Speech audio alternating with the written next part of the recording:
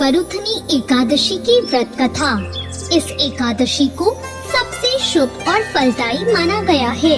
मान्यता के अनुसार वरुथनी एकादशी व्रत करने से व्यक्ति के सारे पापों का नाश होता है और उसे सौभाग्य की प्राप्ति होती है। हिंदू धर्म शास्त्रों के अनुसार जो व्यक्ति वरुथनी एकादशी का व्रत पूरे मन और श्रद्धा से करता है उसे वैकुंठ लोक की प्राप्ति होती है। पूरे विधि विधान से वरुथनी एकादशी करने वाले व्यक्ति के सारे पाप नष्ट हो जाते हैं। आइए सुनते हैं वरुथनी एकादशी की व्रत कथा। प्राचीन काल में माधांता नाम का एक राजा नर्मदा नदी के तट पर राज करता था। वो अत्यंत दानी और तपस्वी था। राजा हमेशा धार्मिक कार्यों और पूजा पाठ में लीन रहता था।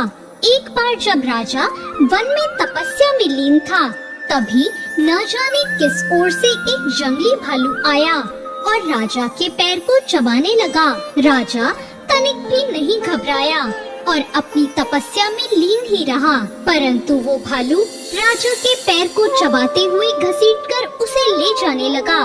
तब राजा ने तपस्या धर्म का पालन करते हुए, बिना क्रोध करते हुए अपनी रक्षा के लिए भगवान विष्णु से प्रार्थना की। राजा की प्रार्थना सुनकर भगवान विष्णु वहाँ प्रकट हो गए और अपने चक्र से उन्होंने भालू का वध कर दिया और राजा को बचा लिया। राजा के पैर को भालू पहले ही खा चुका था। जब राजा ने अपने पैर की हालत देखी तो उसे अत्यंत पीड़ा हुई। वो अपने पैर की हालत देखकर बहुत दुखी हुआ। अपने दुखी भक्त को देखकर भगवान विष्णु ने कहा, हे वत्स, तुम शोक न करो, तुम मथुरा जाओ और वरुथनी एकादशी का व्रत रखकर मेरे वराह अवतार की मूर्ति की पूजा करो।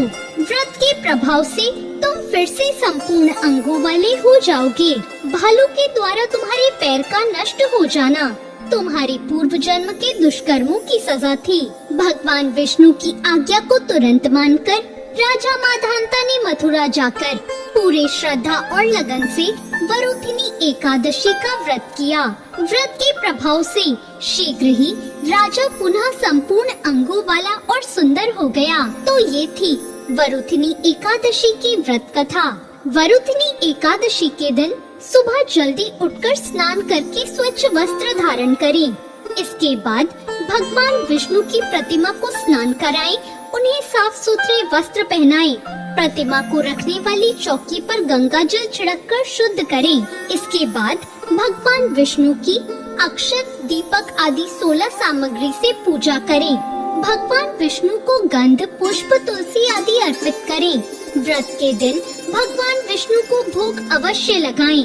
रात के समय भगवान विष्णु और देवी लक्ष्मी की पूजा करें। हिंदू मान्यताओं के अनुसार पीपल के पेड़ में भगवान विष्णु का वास होता है, इसलिए वरुथनी एकादशी के दिन पीपल के पेड़ पर जल चढ़ाना बहुत शुभ माना जाता है। वरुथनी एकादशी के दिन भगवान विष्णु को पीले फल, पीले रंग की मिठाई का भोग लगाना भी बहुत शुभ होता है। एकादशी के दिन भगवान विष्णु के साथ माँ लक्ष्मी की पूजा करने से घर में सुख, समृद्धि और धन का आगमन होता है। जो भी व्यक्ति वरुथनी एकादशी का व्रत पूरे मन और श्रद्धा से करता है उसे मोक्ष की प्राप्ति होती है। तो ये थी आज की कथा।